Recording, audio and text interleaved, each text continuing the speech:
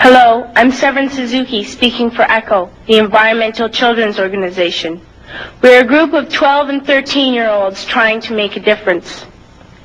Vanessa Seti, Morgan Geisler, Michelle Quigg, and me. We've raised all the money to come here ourselves, to come 5,000 miles to tell you adults you must change your ways. Coming up here today, I have no hidden agenda. I am fighting for my future. Losing my future is not like losing an election or a few points on the stock market. I am here to speak for all generations to come. I am here to speak on behalf of the starving children around the world whose cries go unheard. I am here to speak for the countless animals dying across this planet because they have nowhere left to go. I am afraid to go out in the sun now because of the holes in our ozone. I am afraid to breathe the air because I don't know what chemicals are in it.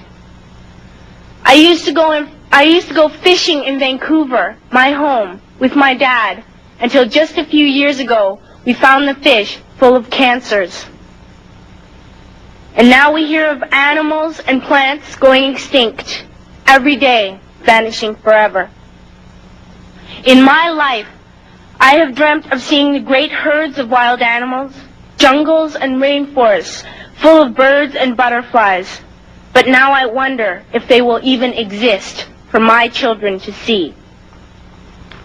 Did you have to worry of these things when you were my age? All this is happening before our eyes, and yet we act as if we have all the time we want and all the solutions. I'm only a child, and I don't have all the solutions. But I want you to realize, neither do you. You don't know how to fix the holes in our ozone layer. You don't know how to bring the salmon back up in a dead stream. You don't know how to bring back an animal now extinct. And you can't bring back the forest that once grew where there is now a desert. If you don't know how to fix it, please stop breaking it. Here, you may be delegates of your government, business people, organizers, reporters, or politicians, but really, your mothers and fathers, sisters and brothers, aunts and uncles, and all of you are someone's child. I'm only a child, yet I know we are all part of a family, 5 billion strong. In fact, 30 million species strong. And borders and governments will never change that. I'm only a child, yet I know we are all in this together and should act as one single world towards one single goal. In my anger, I am not blind, and in my fear, I am not afraid of telling the world how I feel.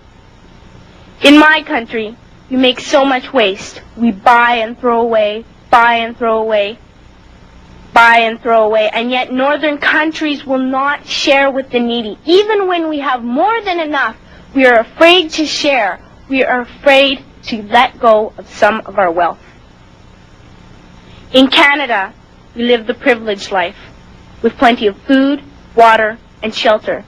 We have watches, bicycles, computers, and television sets. The list could go on for 2 days. 2 days ago, here in Brazil, we were shocked when we spent time with some children living on the streets. This is what one child told us. I wish I was rich. And if I were, I would give all the street children food, clothes, medicines, shelter, and love and affection. If a child on the streets who has nothing is willing to share, why are we who have everything still so greedy? I can't stop thinking that these are children my own age, that it makes a tremendous difference where you are born. That I could be one of those children living in the favelas of Rio. I could be a child starving in Somalia, or a victim of war in the Middle East, or a beggar in India.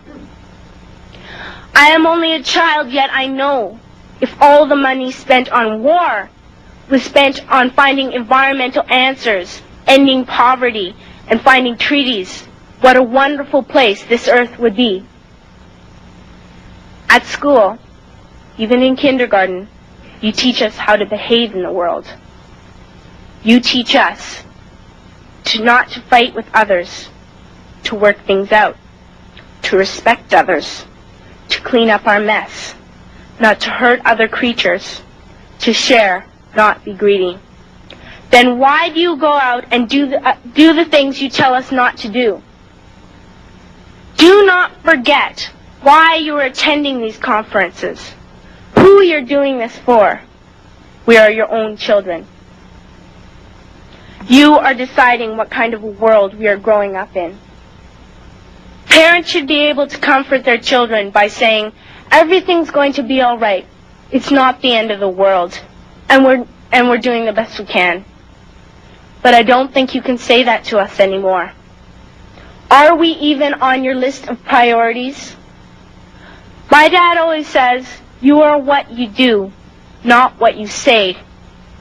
Well, what you do makes me cry at night. You grown-ups say you love us, but I challenge you, please, make your actions reflect your words. Thank you.